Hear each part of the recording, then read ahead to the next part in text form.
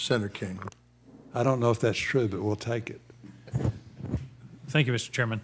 I want to follow up on a point that Senator Manchin made because I think it was a really important one.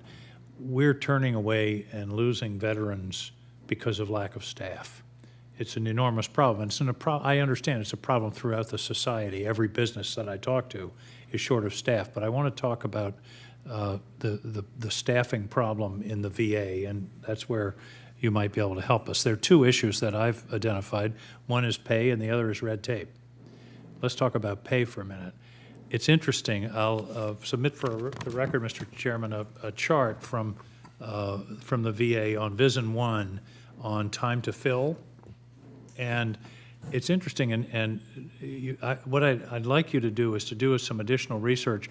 But of the time to fill, the lowest are generally urban areas and the highest are rural areas. Now, this is a small sample, but I'd like you to do this analysis on a broader sample and see if I'm correct. But I believe that you'll find that rural areas are having a harder time. The time to fill in Maine is 251.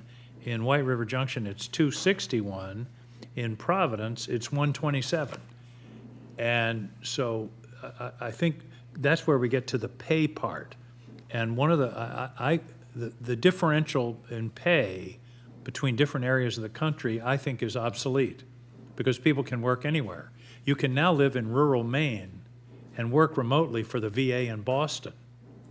Why would you go to work for the VA in Togus, Maine at a 15 or 20% pay cut if you can work remotely in Boston? Do you see what I mean? We're hurting the competitiveness of our rural VA facilities. So I think we should really have a rethinking of the pay differential, which is based on times you didn't have remote working, people weren't as mobile. This is national competition for professionals.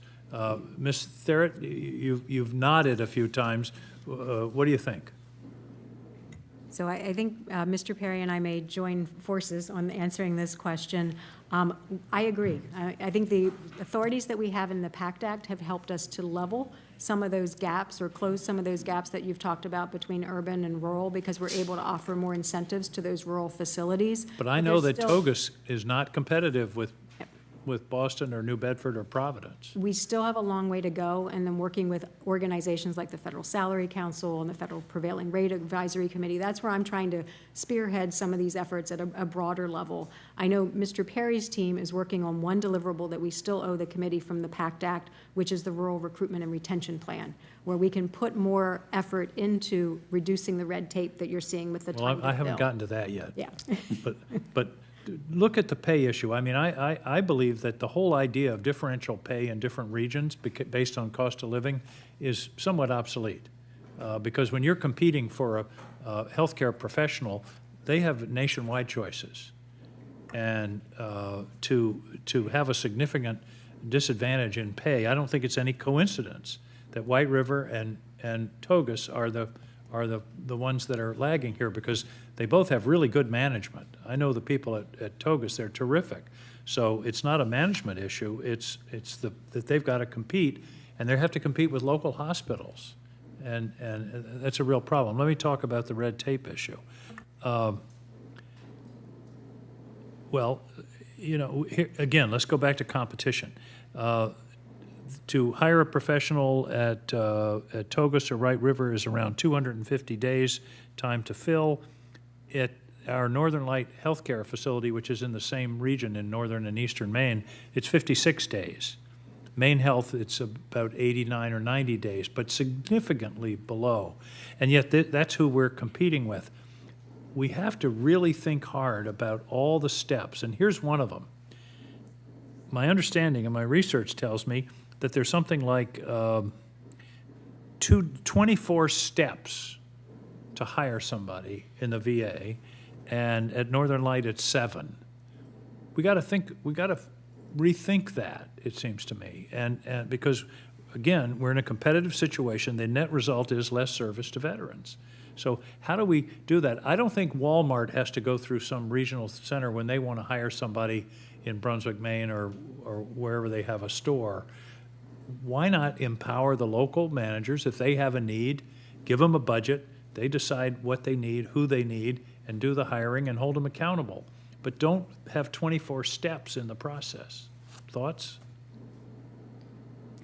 She's passing it to you. Yeah, yes, sir. I agree with you. There is a lot of steps in the hiring process, and I think we have a concerted effort to make sure we can streamline those where we can. Some of those steps that you mentioned are required, and so when you Required by whom? some of them are self-imposed. Some of them are from our Office of Personnel Management.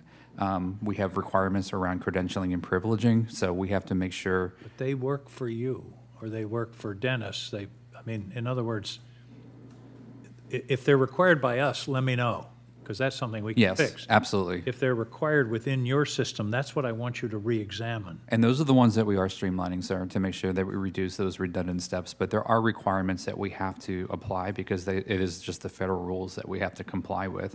To your point about the time it takes, you're exactly right. I think it does happen not as quickly as we want.